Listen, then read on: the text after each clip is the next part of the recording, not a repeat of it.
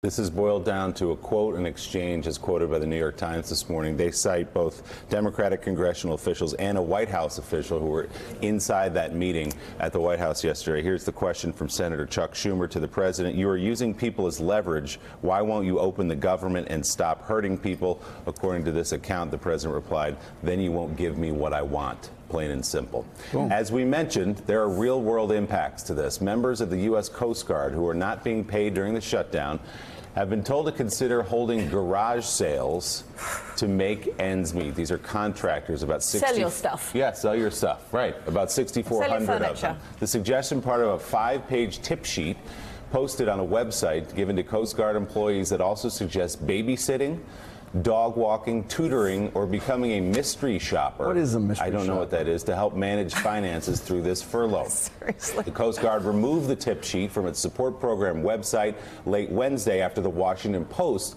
inquired about that advice. Meanwhile, the FDA has suspended most food facility inspections. The agency's commissioner says it will continue to inspect high-risk food facilities, which makes up only 31% of total domestic inspections. And tomorrow is the day some workers will go without paychecks now because of the shutdown. Speaker Nancy Pelosi had a message about that for the president. It's not been easy for me. Federal workers will not be receiving their paychecks, and what that means in their lives is tragic in terms of their credit rating, paying their mortgage, paying their rent, paying their car payment, paying their children's tuition, and the rest. The president seems to be insensitive to that. He thinks maybe they could just ask their father for more money, but they can't. But they can't. A reference from Speaker Pelosi there to the money President Trump inherited from his father. A New York Times investigation found Trump received at least $413 million in today's money from his father's real estate empire, much of it reportedly through tax dodges in the 1990s when his businesses were struggling. In 2015, then candidate Donald Trump said this about how he once struggled. It's not been easy for me. It has not been easy for me. And, you know, I started off in Brooklyn. My father gave me a small loan of $1 million. I came into Manhattan, and I had to pay him back, and I had to pay him back with interest. So, Michael Steele, this is not a game. This is real now for a lot of people. Sometimes in Washington, they talk about it like it's a political game and who's going to get what out of the deal. But there are people who are suffering. There are people now who tomorrow will not receive their federal paycheck. Yeah, and that's the part that is so stunning, that the individuals that we call leaders in Washington, the House and the Senate and the White House, in that last little sound that you had, reference to the president saying, well, you won't give me what I want, so people are going to have to suffer, essentially. That's where we are. And it's a pox on the House of the Republican Party because we're the governing majority. Yeah, we don't have the House, but we have the Senate and the White House.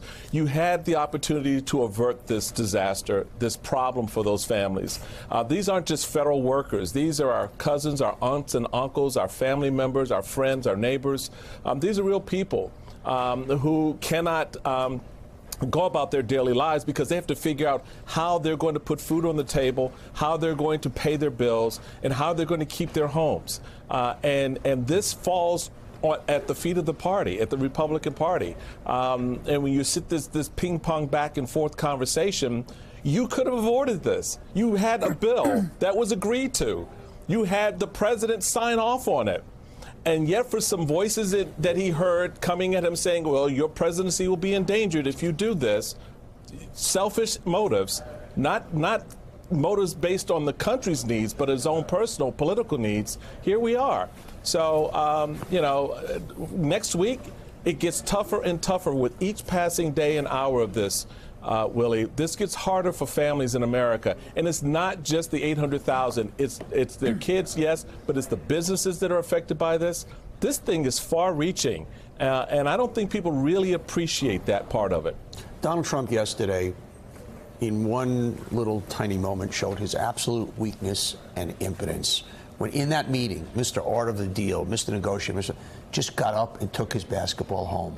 Like that little weak kid in the schoolyard who, when you wouldn't play to 7 instead of playing to 11, or he wanted to play horse and you wanted to play another game, I'm going home. because he's weak and he's impotent and he can't even negotiate. The one thing he came in on, he can't even negotiate. We are seeing his impotence. This is super important because up until this point, we haven't really gotten to see the actual art of the deal because he's only been surrounded by Republicans. Now that he actually has to negotiate something, we're seeing how he uses those powers of persuasion. And it was, number one, come in, try to be charming, bring Starburst or Mike and Ike's or whatever the candy was, say, now you're going to give me my wall. Nancy says no. Bye-bye. He pounds the table and says bye-bye. And that was the extent of the negotiation. This is the first time he's had that kind of pushback. And this is, now we're seeing how he deals with it. Mike, when there was a little weenie in the schoolyard that would do that, what would you say to him? Give me your lunch.